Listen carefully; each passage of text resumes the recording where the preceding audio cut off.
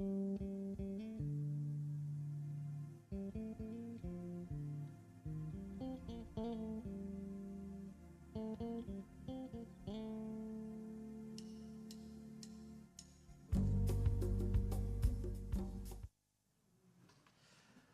right, thank you guys for coming here tonight. We're going to start getting settled right now, and we're going to get going in the next couple minutes.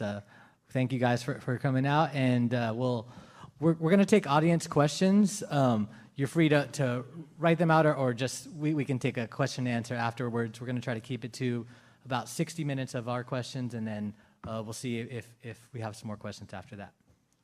Thank you. That's okay. We'll figure something out. Yeah. We'll have some slips of paper that people can write it on. And if you do have any questions, we'll have you turn them in at this table right here, and hopefully do it pretty early on in the process, and that way we'll cut off the questions as soon as we get our questions started here.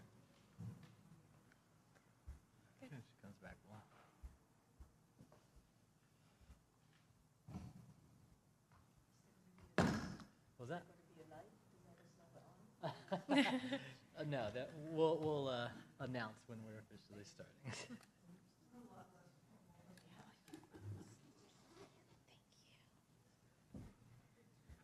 All right.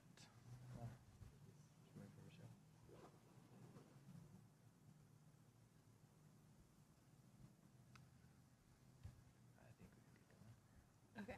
Yeah. All right, so we're going to get started now, so thank you guys. All right, I'm going to be blatantly reading off of the screen, so just bear with me. So welcome. Thank you all for coming, and thank you for the Unitarian Society of Santa Barbara for allowing us to hold this community forum here. Thank you to Gary Atkins for providing sound and Sylvia Uribe for live translation. And lastly, thank you to the high school journalists with DP News who are recording and live streaming this event, which will be available on YouTube. There are 5 candidates tonight representing 3 districts for Santa Barbara Unified School District Board. Running for Trustee Area 2, we have Sunita Beal, the newest member of the board who took Virginia Alvarez's seat in January. Beal is running against John Robertson, who will not be joining us tonight. In Trustee Area 3, we have 3 candidates here tonight. Bill Banning, who's been a board member for about the past 2 years, and his 2 challengers, former special education teacher Chris Rukowski and educator and artist Felice Cohen. Felice may have to leave us early tonight to celebrate Rosh Hashanah, but she will be able to be here for a portion of the night. And finally, for Trustee Area... Our intention with this forum here tonight is to give you, the voters, an opportunity to hear what these candidates have to say about running for the school. An opportunity to hear what these candidates have to say about running for the school board in Santa Barbara to bring excellence. I feel that I am bringing the genius which every kid in Santa Barbara would walk away with a custom high-end guitar. But have a unique experience from being on the inside, and again, just little mundane things of being in and around the school board. I have not seen anything close to being addressing the needs of the students. And then when you try to be exceptional as a teacher and understanding the demographics of what teachers go for, we can't afford to have teachers, necessarily buy homes in Santa Barbara. So they have to commute 45 minutes to an hour.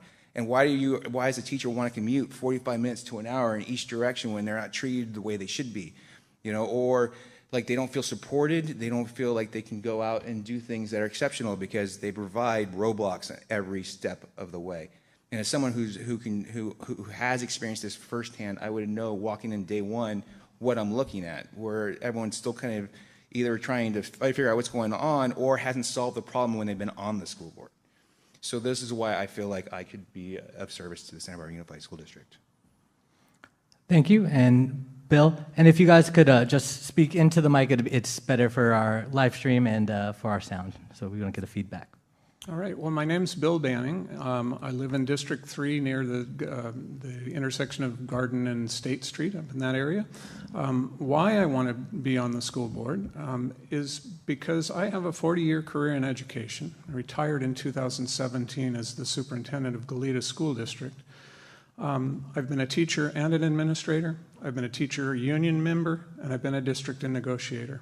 I've been a school principal and a district human resources officer.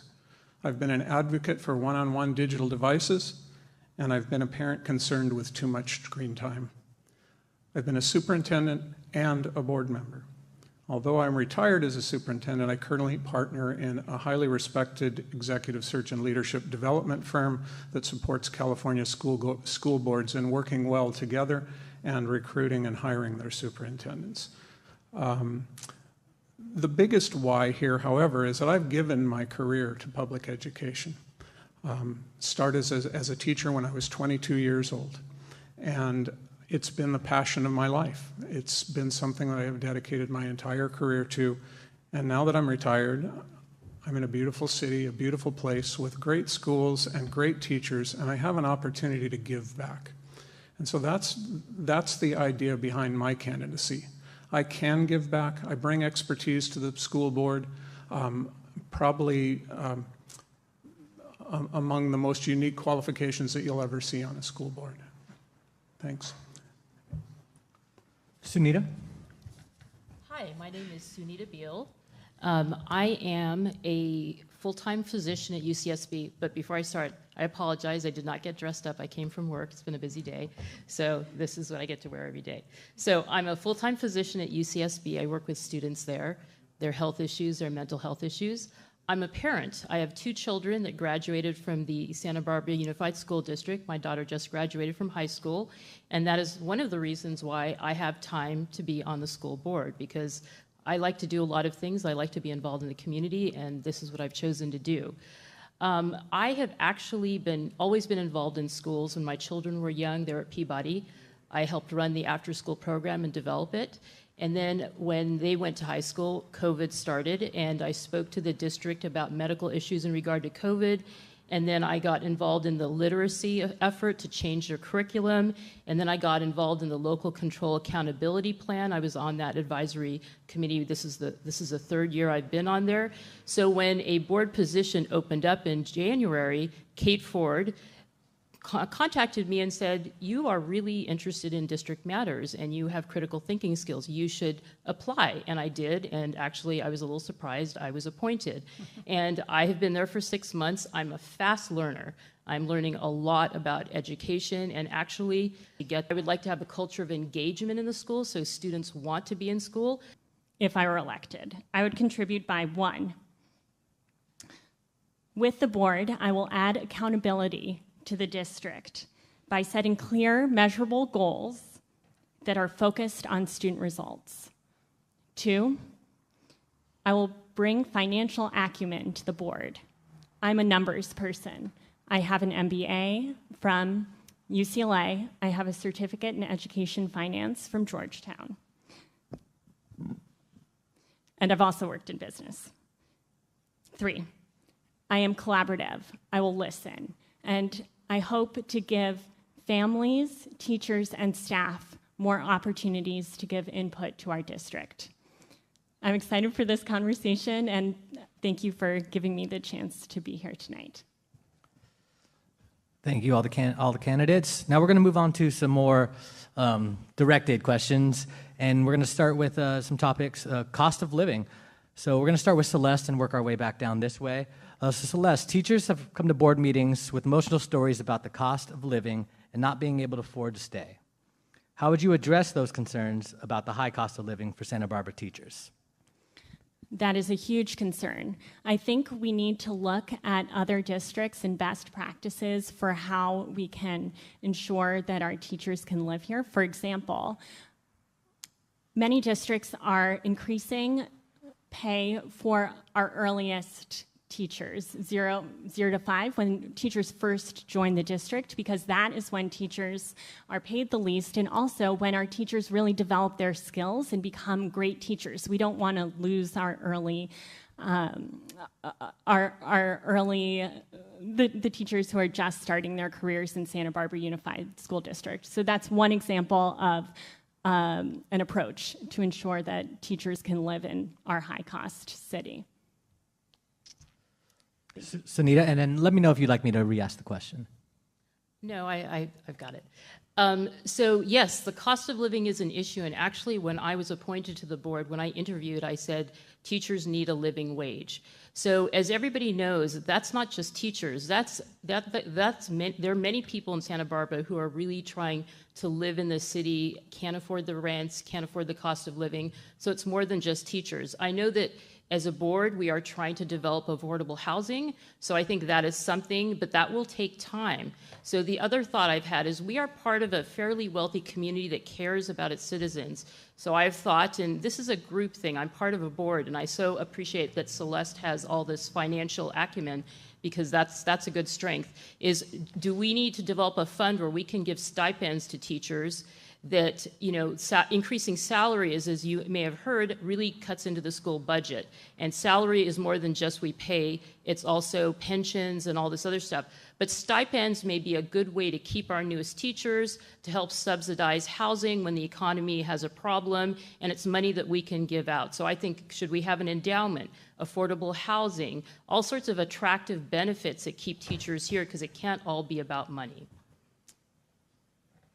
Thank you. And Bill, how would you address the cost of living concerns? Okay, well, we've heard a couple of really important things. The financial acumen is a huge piece. The district budget is challenging to provide the resources that we need. First off, I want to go back and say the teachers are absolutely right. It's crazy to live in this community. The moral authority behind them asking for a living wage is absolute, and we need to find a way to help them with that. I support the teachers' desire to increase their salaries, but I also want to look at other things that we can do. First of all, to help afford that, we have to look at strategically at our budget and figure out where we can make changes and where we can save money. We're working on affordable housing. I think you've heard a little bit about that.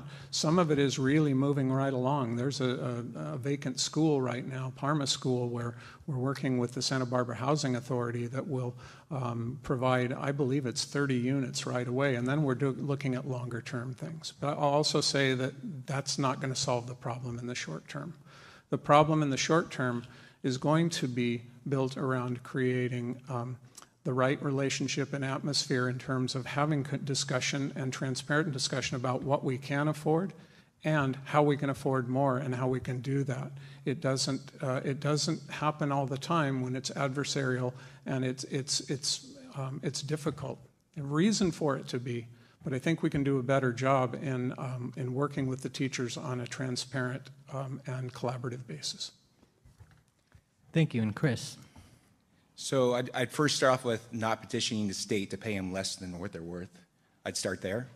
Second thing is I believe actions speak louder than words, and when you've had a year plus to work with teachers on this subject and you have seen the animosity in both the student board meeting or the school board meetings and whatnot, it's not coming. So as far as a local who's been here for 23 years, you know how the housing market works. It's going to be very expensive. And I don't know if the average teacher is going to want to come in here and afford a house on a $75,000 salary. It's just not probably going to happen. So then the question is, why would they want to come here? We're generally altruistic people. We want to help the community. That's what we're here for. We love to serve. So there's certain concessions we're willing to live with in order to help children. And when basic needs aren't being met on both sides, you have to be doing things that in the past you have not been comfortable with, but we have to find a way to make it work. And as someone who is a teacher and a parent and has lived here, I know what would be reasonable for a concession that we can provide teachers, and so we can get teachers because again, most of them are going to have to commute an hour in each direction. So why are they going to want to commute in an hour in each direction? We're going to have to make it worth their time, and we may not, at this stage, I don't think their housing is going to come instantly. We've had multiple times for housing. We have to figure out ways more recent. We have to do it now. It's not something we can do in 3, 4, 5, 10 years from now. It has to be done sooner rather than later. Thank you. And Felice?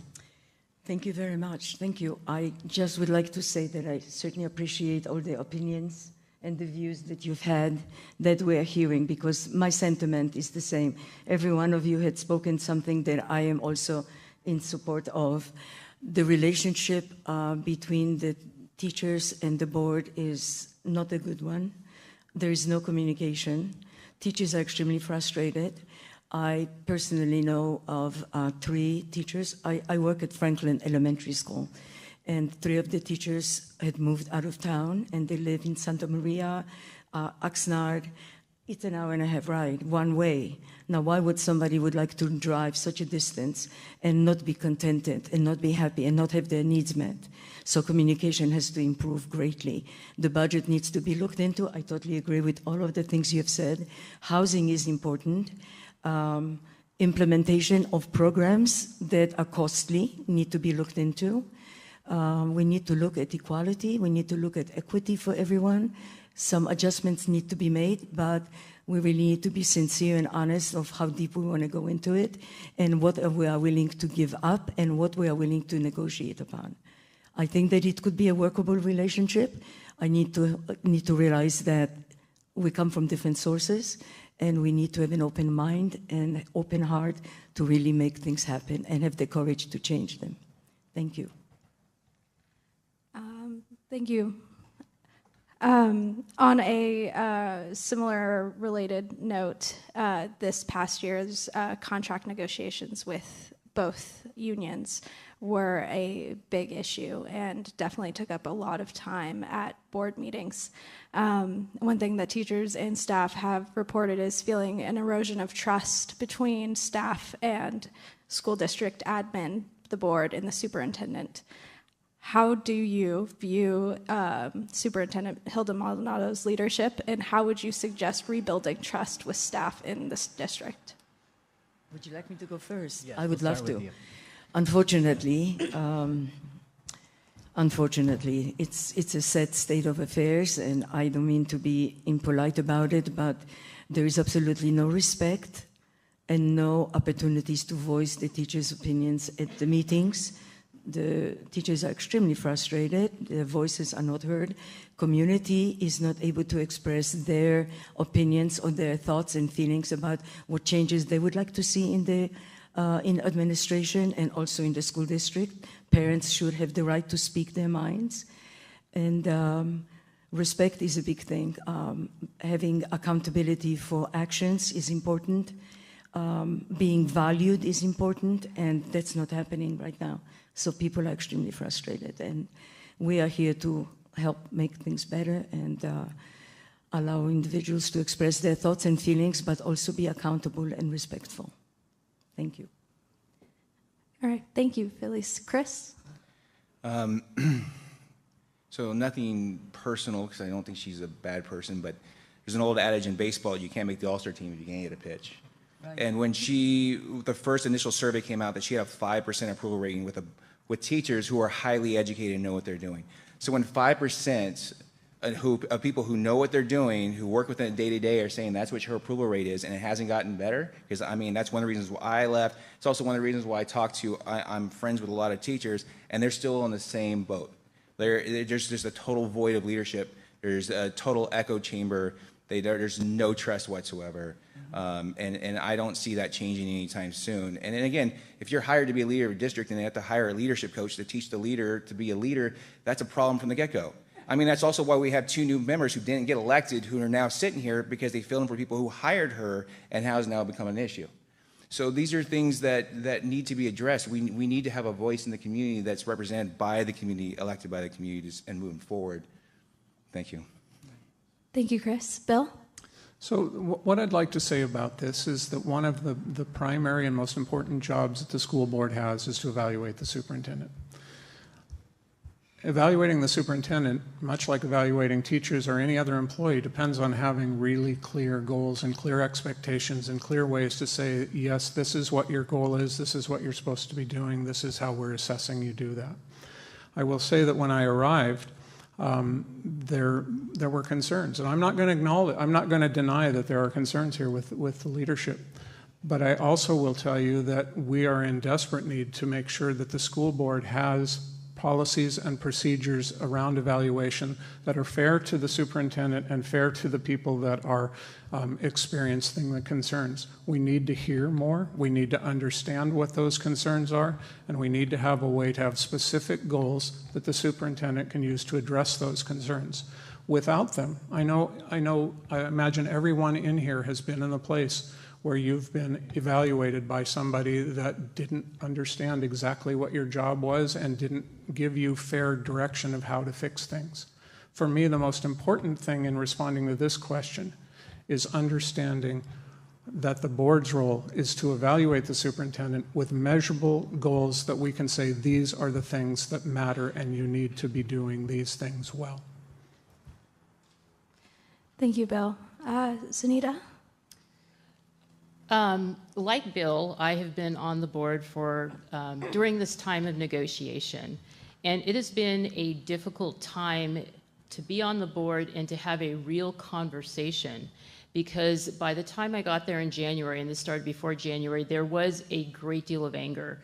And the few times I did reach out to people, it was just anger. It wasn't really a conversation. So I understand two things. I understand that there is a great deal of, like people have said, distrust and anger. We need, a lot of requests to have transparency, to have real conversations, and to get feedback. And I'm committed to that, because I do think that we can't make decisions without knowing what people need and what they want. And so that has to happen. It wasn't happening in that atmosphere, so I'm looking forward to the future to have those conversations. I think the question that was asked of the board, so both Bill and I are seated on the board, is why did we renew the contract, which is another way of saying, do you like the superintendent? As Bill said, when you have an employee and that the superintendent is an employee of the district, you can't just say, well, people don't like you, so goodbye. You have to give structured information and get structured goals and say, are you meeting those goals? So we are doing that, and if that's an issue, then that's an issue. But we do have to be professional about how we manage the superintendent, and she has set up some very good things for the school. I'd like her to continue that. So this next year will be a very telling year for all of us. Thank you. Thank you, Sunita. Celeste? So I would build off on what Sunita and Bill are saying. I think one thing we need as a district is, like Palo Alto, to have 3 to 5 very specific goals for our district that everyone understands. So we know, are we making progress towards those goals, and is our superintendent leading us? And it's very clear. We know the goals and the action plans. And then I would say the other really important piece is building trust going forward. So how do we do that? I think both we on the board need to be very present, active, visit schools, talk to people, talk to parents, talk to teachers, and also have the same expectation for our district leaders. Can I respond a little bit? Is it possible to respond? I mean, I'm okay with it. Yeah, we can give you 30 seconds to Yeah. respond. So this is where the board is coming to us, and then how are they not prepared for this in the first place of these agenda items? Not to mention that we just had a question of how do we teach teachers, and when teachers are saying, hey, this is not working, and yet they give them an extension, that kind of goes in the face of what we're experiencing, right? We can't get kids to class. 1 of every 5 kids is chronically delinquent. We have teachers, look, go to the webpage, there's tons of openings. It's this kind of unpreparedness that we need to fix. I mean, this shouldn't have been to this point in the first place. So even the structured guidelines, he's, again, been on the board for 2 years, and he's supposed to have this education and this experience. How is this now coming into play? Like, this should have been addressed earlier. If he was as experienced as he said he was, this is something that should have been a red flag to him from the get-go, and it wasn't. So this is the problem we're dealing with as a community in Santa Barbara, is not addressing these red flags early, or not acknowledging them, and this is what's causing the problems we're having. All right, we're going to move on to the next subject, which is another big subject in the schools right now, literacy. We're going to start with you, Celeste, and move back down here. With the focus on the science of reading and literacy, what are some initiatives that you think the district should take to address literacy and reading scores? Thank you. I think we need to be very clear about how we are going to make progress moving forward on literacy. It's not clear what the plan is right now. How many teachers are we training? How are we going to train them? Do we have early intervention for kindergartners, for first graders, for second graders? Basically we just need a very public plan that is aligned with best practices. another example, how are we intervening for students in junior high and high school who are not reading at grade level? 50% of our students are not reading at grade level, and that includes in our high schools. So basically we need to ensure that right now it is not clear to the public what we are planning to do to improve our reading scores, and I think we have many great examples.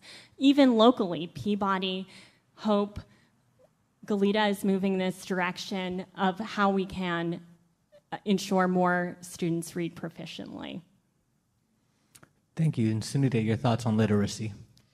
So I've been very interested in literacy. Actually, when my children were at Peabody, which has right now increasing literacy rates because they've developed a great strategy and program that they are training the teachers, and they've adopted the curriculum, and they're actually seeing the scores go up. It was a very well thought out plan, and they stuck to it, and they're seeing the results. I would like to say the same thing for Santa Barbara Unified. My children were at Peabody when they were young, and it was really interesting. English language learners were being placed in special education. And I met with Damian Barnett 2.5 years ago when Sherry Ray and Moni DeWitt were speaking about literacy. And I had to learn that you don't learn to read. It's not a natural thing like singing or talking. You have to learn how to read in a very specific way. It's not a natural human instinct. And I think that has been the big change that's happening in the district, is to understand that. And many of our teachers have been taught this basically balanced literacy, which is a way of teaching that doesn't teach children how to read and doesn't figure out which children are having trouble reading. So going to the science of reading, I definitely support it. As far as Santa Barbara Unified, we have adopted a curriculum, but what I can see is we don't have a clear plan, and I do think we need to do that, and we need to hold the district accountable to that plan. Thank you. And Bill, your thoughts on literacy? I will agree wholeheartedly that literacy is at the foundation of everything we do. Without good reading skills, there's almost nothing else that's going to work. And that goes for math as well as other subjects. So I am absolutely in support of it. I'm in support of district goals that get students to proficiency by the end of 3rd grade. I'm in support of doing whatever we need to do to get there. The science of reading is a phrase, and unfortunately in education we're really good at gathering phrases and catchphrases and acronyms and things that we embrace and talk about, and eventually all they are is an echo chamber of a phrase. In this case, the science of reading is the actual proven method of making sure that kids are getting to literacy at the right time. And the school district is taking a strong direction, strong movement with the adoption of appropriate curriculum and training in methodologies that will help with that, in using the time resources that we have to make sure that students are given the best first level in-class initial instruction and the right implementation of interventions all the way up the scale as they're necessary. I could talk forever on this, but I think that the district is moving the right direction, and none of this can happen by saying, here's the textbook for science of reading. It has to happen with hard work and training and the ability to get people on board and all rowing in the same direction. Thank you. Chris? There's 2 things I'll agree with Bill on. I think the science of reading is a phrase that's popular, and the other thing is well, maybe I'm gonna go with just the one thing for right now. But the other thing is someone who's the only person on this panel who has actually taught kids recently how to read, because again, I'm only a year removed from teaching, so I've worked from K through 12. I work with kids in how to read. It's not one simple answer. It's a very complicated answer. So that's this. Sorry, but that's the other part. I'll agree with Bill. Now, the other part is Sunita. I think you can't really compare apples to oranges in this case, because Peabody is more of an affluent school, and we're very impacted by socioeconomics. And the number one indicator for student success is socioeconomics. And roughly 61% of our demographic is on the wrong side of that. So you also have to understand the logistics of trying to implement these things as teachers, right? Because we're taught to do something the one way, and then we're forced and given these goals that were very vague and unclear because there's no guidance for it, which creates anxiety within the classroom, which filters down to the kids. So how it's implemented has also got to be in a very strategic manner in which everyone's willing to buy in. That being said, I personally like the Engage New York program. It's a very simple one because right now kids are struggling with all types of reading. This addresses reading, math, and following directions. And then once they're understanding of those things, they can move forward. We can get into the fun stuff of the children's books, the Dr. Seuss's, all the other type of stuff. But right now, those kids aren't accessing it because that's the other part. Sorry, I'll go over a few minutes, or just one more thing. Yeah. Kids nowadays are also impacted by technology and screens, which then is impacting the classroom, right? So that also is impacting what we're seeing. So they're developing later. So we can't rush kids into certain standards and metrics that they want to provide because every kid is different. And that's the pressure. We keep putting pressure on teachers and not understanding that we got to let kids be kids. We got to change the nurture. Like, you're not reading something. I got to force it on you. And then it just creates tension. And that's one of the reasons we're seeing the 1 in 5 delinquency rates. We got to, sometimes it's maybe take a step back and realize we just want to nurture the kids' love for reading more than we want to force them to be at a certain spot at a certain time in life. And so that's an oversimplified answer to a very complex question. Thank you. And Felice? Pardon me. Wow, what an exciting question. I would like to take you to another perspective. Being a gifted educator, I have a master's in communications and criminal justice and art. And I find an interesting perspective here. How do you motivate a child to become a better learner? Of course, we need to be looking at, as you mentioned, literacy. I'll give you a perfect example. I have this creative idea of making children feel happy, excited, and interested in learning, meaning I make learning in class exciting, interesting. We talk about subjects, we talk about what's creative. Montessori effect has that you allow a child to discover his own interest and his own creativity. So as a literacy information that we're looking to get here, so here is the kicker. As a theater teacher, because this is what I used to do in Illinois for 20 years in a gifted program, Creative and Performing Arts Center, I think I mentioned it earlier, where we would draw students from the district and they would audition for the various arts that we offered at the Creative and Performing Arts Center. Being in theater, mind you, thank you so much, I know I have a couple of minutes left. Being in theater allows a child to focus on themselves. Where you create a focus, you allow a child to express who they are and what the interests are. And here's an interesting thing. Most people pay a lot of attention on the IQ of a child. The important thing is the EQ. If a child is not ready to learn in a classroom, no matter what teaching you put out that's exciting and beautiful, they will not hear it. We need to start to look at the attention of what does a child need, how better can he learn, because if he is happy, if he is open to learning, literacy is open to anything. Psychology you can talk about science, you can talk about history, math. I make math an exciting game in my classroom. Kids love to play math. Kids love to do reading because we're going to play reading. We incorporate theater, acting out in our reading activities. They love to read. I have kindergartners that are spending time with me during a summer on a gifted program. They actually ended up doing second grade math. And they actually can identify letters, they can write their names, and they are very excited in participating about learning about value of money. And that's exciting for me as well. Thank you. We can motivate children. You know, you're talking about literacy and how we're going to teach children to be more excited about life. We need to be more excited as teachers as well. We need to be performing. In my classroom, I had a sign above my stage, the world is a stage and we're all players. I would ask my students, so who are you playing today?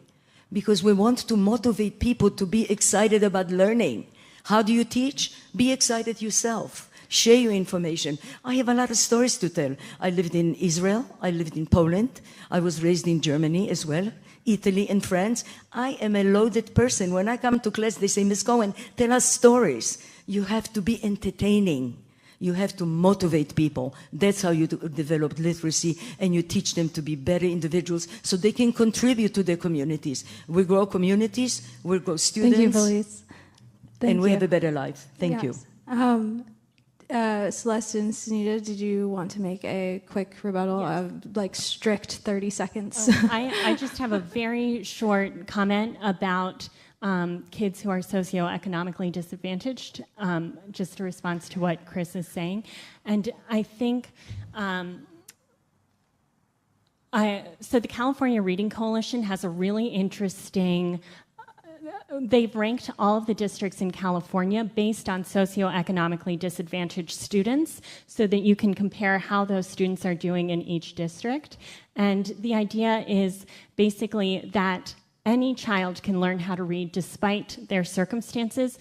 I'm running out of time, so I'll let Sunita respond, but I guess the other resource is the Reading League. It talks a lot about structured literacy and how we teach how we can teach children despite their backgrounds.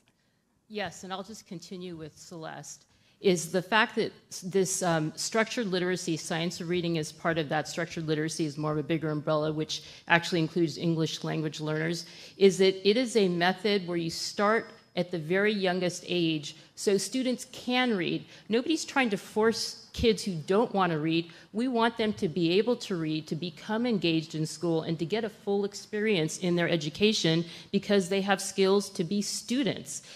We do want to engage. School should be entertaining and fun, but reading is fundamental to their education. If we can't get there, we're not giving them equity at all.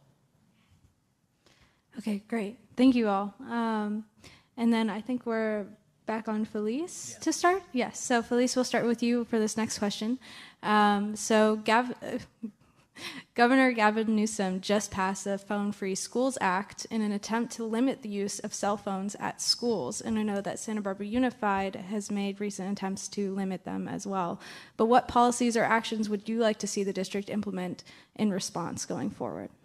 Thank you. Excellent question. Excellent. I think part of the problem that we find in a classroom is that children are not engaged because they are focused on their iPhones, which unfortunately distracts them a lot in a classroom, and it distracts the teaching as well. Did you know that in China, they only allow the students to practice to be on their phones or on their iPads for only an hour to 2 hours per day? And in our country, our children spend so much time on them, cannot put a sentence together. Their writing skills are so terrible. They cannot identify capital letters. This is the trend in the classrooms anymore. So the writing skills are completely out the window. Application for a job.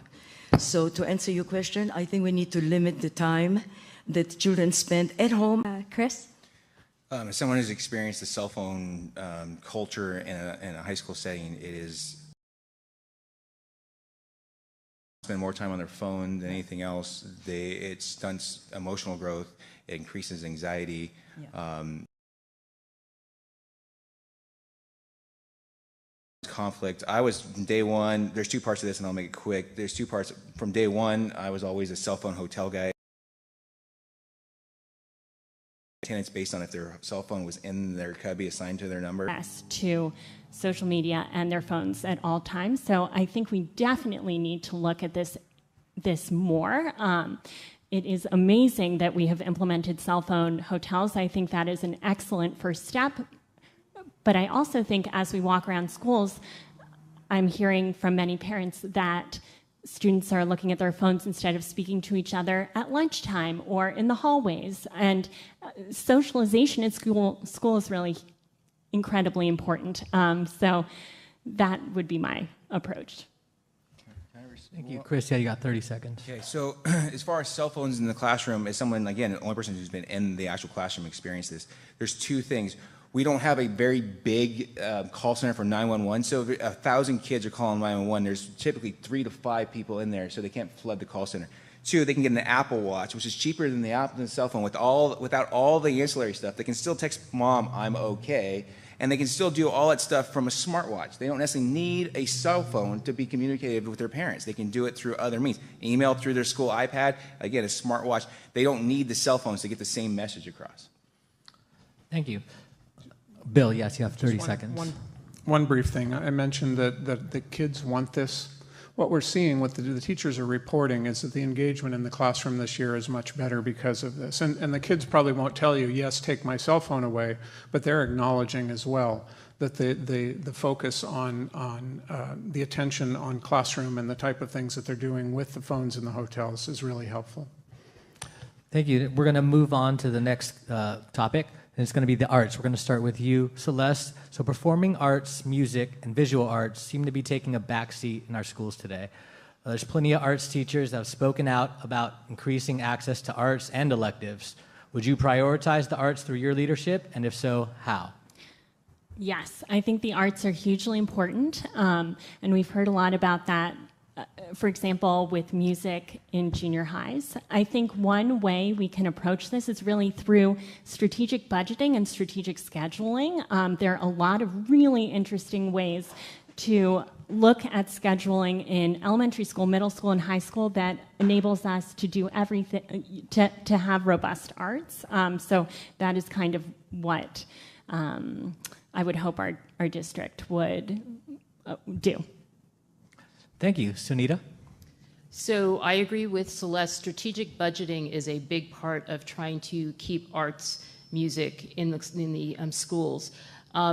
Being on the board, one thing that I didn't realize until I became part of the board is scheduling is actually a negotiated issue with the teachers. And so you can't just say, okay, we're going to do this, we're going to add this to your schedule. This is all negotiated. And so that becomes a more complex issue. Junior high is focused for me. I've talked about engagement, and I think when Department, I incorporated it into the wood shop. I incorporated it into the art department. I mean, Literacy covers everything. Theater, speaking, acting, feeling of their unfortunate confusion at an early age, unfortunate confusion at an early age, children exposed to LGBTQ, Critical race theory. BGQ. Critical race theory is another one of those terms. Children to a wide variety of ideas is incredibly important. And there's probably what is going to work. We are most afraid of school shootings. Anita.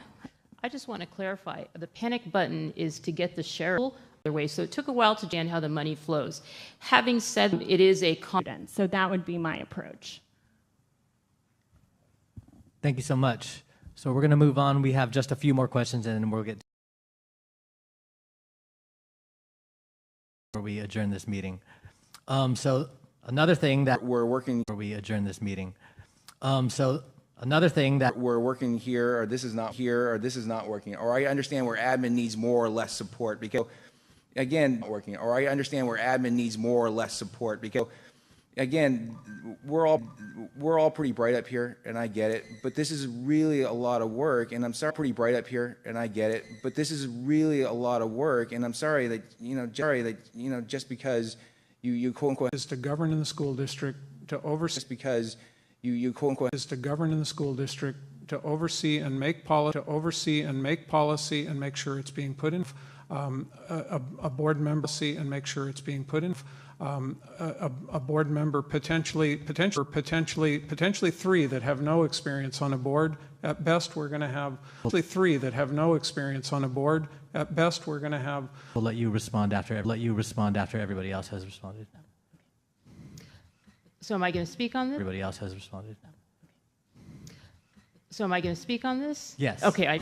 Yes. Okay. I just wasn't sure. I'd be happy to respond to administrative staff and ask them. I just wasn't sure. I'd be happy to respond to administrative staff and ask them to have the financial transparency. We can ask for that. We have the financial transparency. We can ask for that. We are the board. We can ask action that happens. And as a board, our board meetings are very important, and making those as accessible of their thoughts, and we should be able to do that. Thank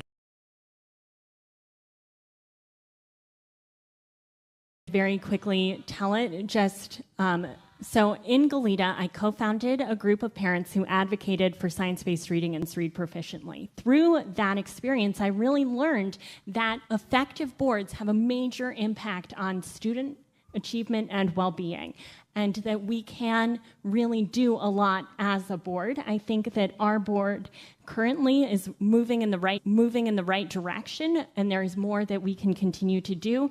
For example, time use studies. How are we spending our time meetings? I'd like to have these 3 to 5 specific goals, and then every board meeting spend at least 50% of the time talking about progress on those goals. So I think this is very typical of school, is a big cause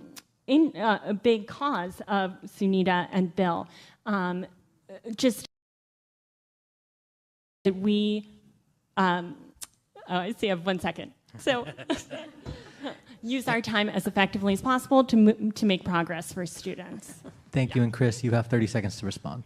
So our current dashboard and our student data is atrocious. We have poor SPED results. We have poor teacher interactions with admin. It's a struggle. And again, he's been on the board for 2 years, and so at this stage, I think he would have enough insight and policy to make these changes, because boards make policy changes, and that's what these changes haven't been happening. And at this stage, he says he has 40 years of experience, but I feel like a little bit of, we have problems finding teachers everywhere.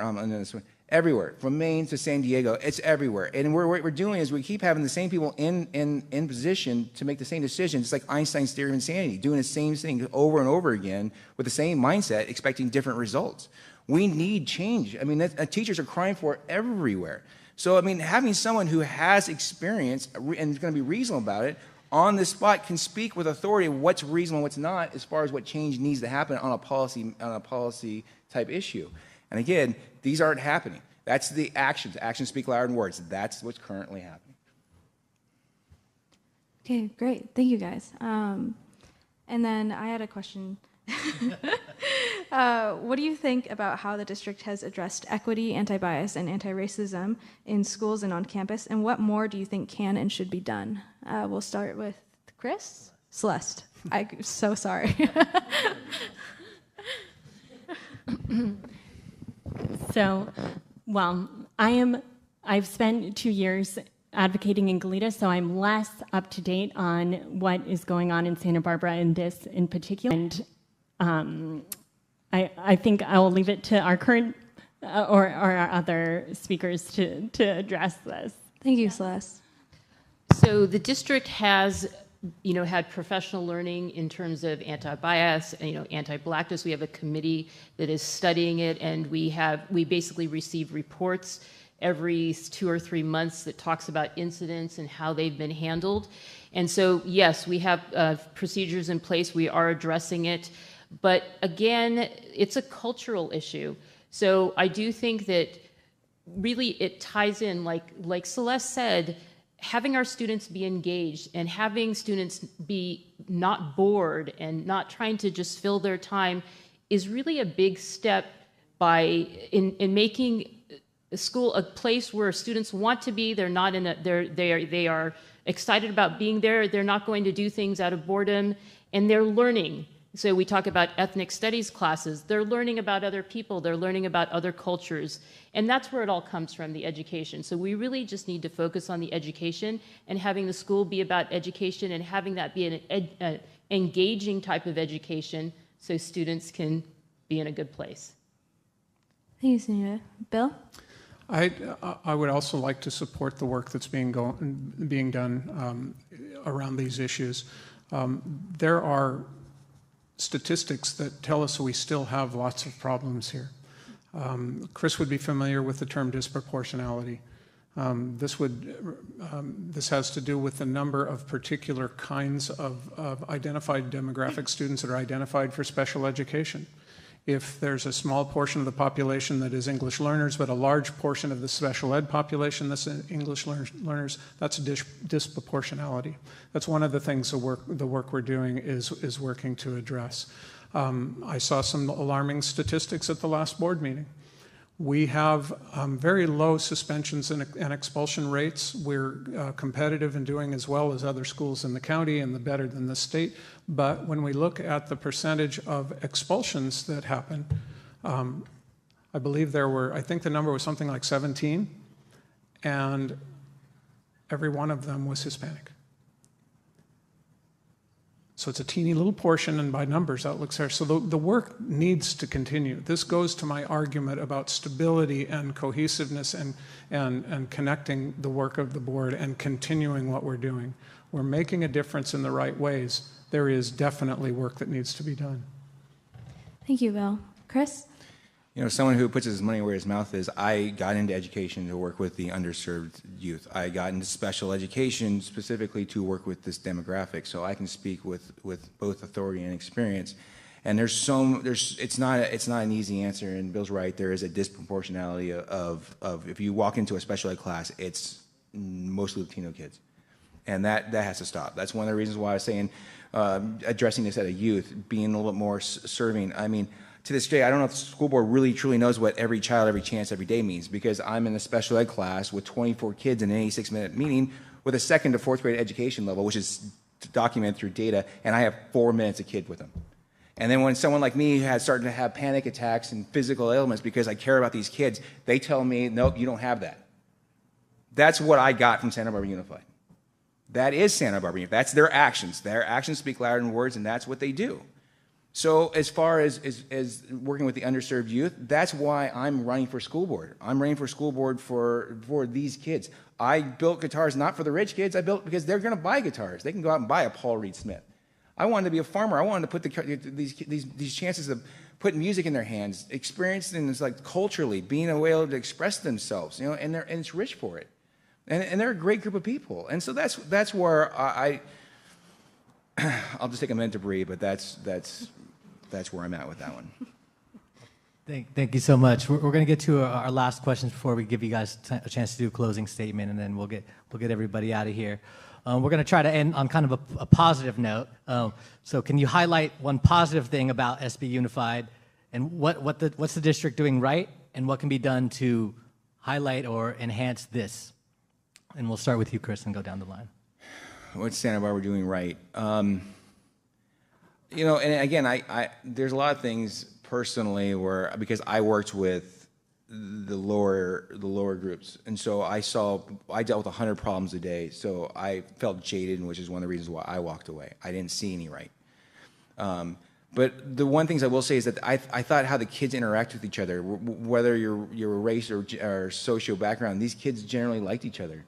I mean, you do have issues with natural conflict with people. That's what we get in society, but it was really pleasant to see that the kids in Santa Barbara actually generally like each other. Like the groups of all, there's no big cliques. You know, they're kids, they'll interact with each other. And when I was in high school, everything was a clique. And it was really refreshing to see that there was this sense of bonding community within the kids in the high school. And that was something that I really enjoyed. Thank you. Bill? I'm going to come back to basics for this. Everything we're talking about tonight lives and dies with the teachers in the classroom. There is no question about that. The strength of this district is dedicated teachers. We've seen it. We saw them coming to board meetings. We saw the concerns. We've seen the kids coming and advocating. The teachers in this district are phenomenal. They have to be, as we've heard before. They're coming and staying in this honorable, noble profession when they're being paid less than what similar jobs with the same kind of education have across the country. Without teachers, there's nothing here. I am absolutely in support of the teachers. I'd also like to point out the exceptional work that's going on in our high school academies. In the, this district. I have for my closing statement, I want to say we've been hearing a lot about everything that's wrong, about the grievances, about what causes somebody to give up and walk away. It talks all about that kind of stuff. But the truth is, this district is doing well. Are we doing perfectly? Absolutely not. Are there things that we can do better? Absolutely. Our curriculum adoption is doing wonderful things. the science of reading. We're working on the mathematics right now, things that haven't been done for over a decade that should have been done on a more reasonable scale. There are endless things to be proud of in this school, this community. It's one of the reasons that I'm excited about being on this board, because I can take a good place and I can help it make it even better. Thank you, Bill. Sunita. So Santa Barbara is a wonderful community with a lot of resources, and that is the setting for our schools. And so we have a great setting. We have great teachers who, like we've heard, will do anything to be here for our students, including driving long distances. They want to be here for our students. That is our asset. We also have a community with resources that we just have to tap into those resources to make our school district stronger. So we have those resources that are available. So I think that's a great thing about the school district. And as a scientist, I love that we're now starting to take a data-informed approach towards reading, towards math, towards how we educate our students. So everything is kind of dovetailing. And one of the things that I noticed, after COVID, we started talking about mental health. We're talking about wellness. We're going to have a wellness institute at San Marcos. We're talking about career technical education. So students don't all have to go to college, because college is not this magic thing. You need to know what you like. So we're trying to get them to understand what they like, and then you can pursue what you want. So we're trying to teach students how to be well, how to know what they like, and how to take care of themselves. So this is just the great point to be in education, and I'm excited to be here for that. Thank you, Sunita. And Celeste. I would say I hear from so many parents and from students that they love their teachers. The theater program at Goleta Valley, I heard about that being amazing. We hear about coaches, amazing coaches. So I really think the people we have in Santa Barbara Unified are exceptional, and I think we can do great things going forward. So, and we are currently doing great things, and I think we will continue to. So, yeah. Great. Thank you, Celeste. And then I think we're going to move on to closing statements. So we will start with Celeste.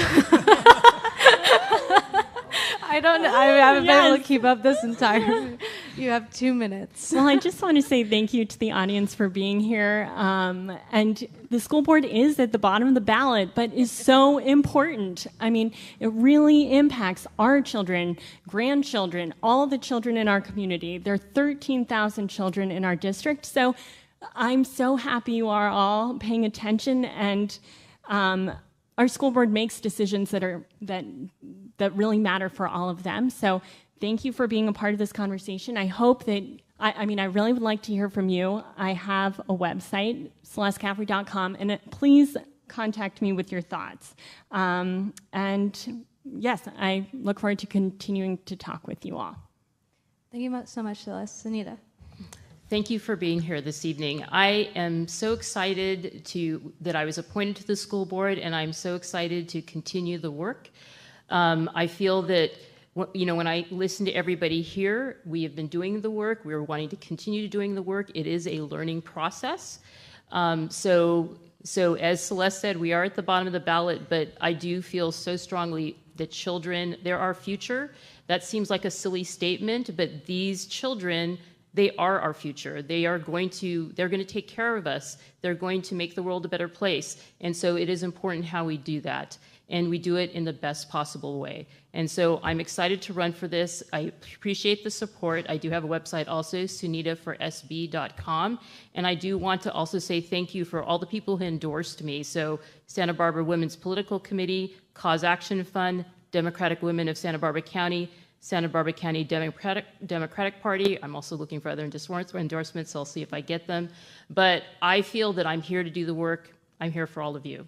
Thank you. Thank you. And Bill, your closing statement.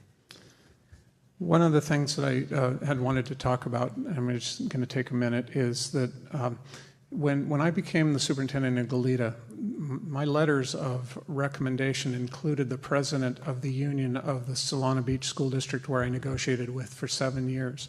We built an incredible environment there. When I came to Goleta, the teachers union was at impasse. in mediation, about to go into impasse, much like we were in Santa Barbara. We got it settled real quickly when I came in and started to work on exactly what I want to work with the teachers union now, and that's developing the kind of collaborative environment that we did. We succeeded. By the time I retired in 2017, the Goleta School District had been among the first 50 school districts in the state of California that were invited to be the inaugural group to be what is now the California Labor Management Coalition that works on building relationships between labor and management. I would like to also say that this is a little awkward situation. I'm sitting here with two people that are running on the ballot with me. Unfortunately, fortunately, I don't know. My colleague on the board and Celeste, who I'm both of whom I'm supporting, are people that their opponents aren't even here. I made a change from a trip I was supposed to do to my brother, his 80th birthday in North Carolina, so I could be here tonight and be part of this. That said, I think that it's important for us to recognize that two of the candidates here are fighting really hard to get onto a board that they're not on. Three. Two here, and Celeste, her opposition isn't here. Sunita and I are on the board. We're doing the work. We're doing it well. I would like to finish with just letting you know who my endorsers are. The Santa Barbara Democratic Party, Santa Barbara County, the Democratic Women of Santa Barbara County, the Cause Action Fund, the Santa Barbara Women's Political Committee, individuals including Salud Carbajal, Monique Limon, Greg Hart, Lois Capps, Joan Hartman, our current president of the board, Wendy Sims-Moten, Gabe Escobedo, also a board member, Rose Munoz, Rich Mayer, the 40-some-year veteran of the board in Goleta, Sholei Jonghir, Goleta School Board, Joe Howell, currently on the County Board of Education, Ken Rivas, the CSEA chapter president in our school district, Paula Perotti, the mayor of Goleta, Oscar Gutierrez, City Council, Kyle Richards, Goleta City Council, Stuart Kasdan, Goleta City Council, Jen Checchio, a teacher in Goleta, who was the president of the UTPG, the teachers union in Goleta, during the time that I negotiated with her for over 5 years. And finally, Janet Wolf, former Santa Barbara County. Things they want on Goleta. And out of all those people he mentioned that are supporting him, the one group he's not mentioning is the teachers he's there to support. They're there to support me. So the people he's most dependent on, or the vice versa, they don't have any faith in him.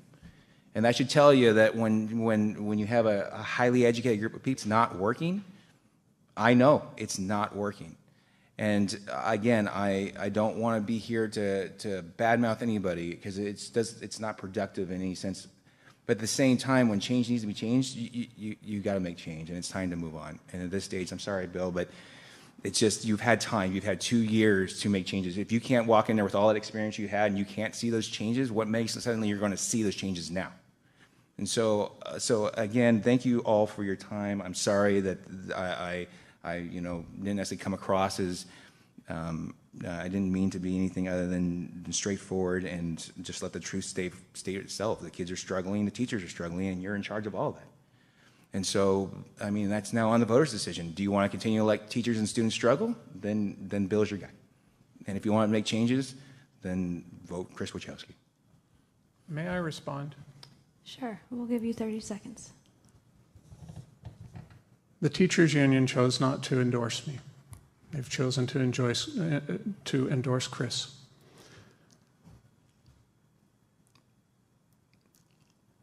Yet, I have had communication with the teachers who have said, and I have said to them, they've said to me, if you're elected, we hope we're going to be able to continue to work with you to do these things. And I have made that commitment.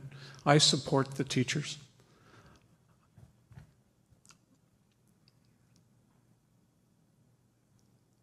I just want to say that being effective as a doctor, as an advocate, as a teacher, these are all things that we can all brag about what we're effective to do to be.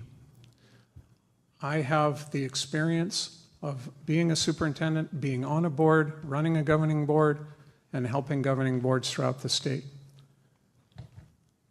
There is work to be done, and I believe that I am the best candidate, the best candidate for District 3 for the board. And with that, we really appreciate all your time, and we really appreciate all the candidates for making the time to come out and speak to the voters. And thank you all for coming, and thank you for holding your applause. You can give them all a round of applause now.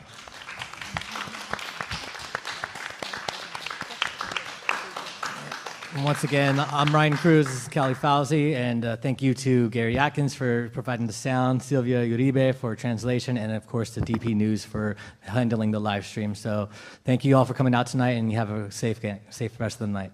Thank you. Thank you, guys. Thank you. Sorry.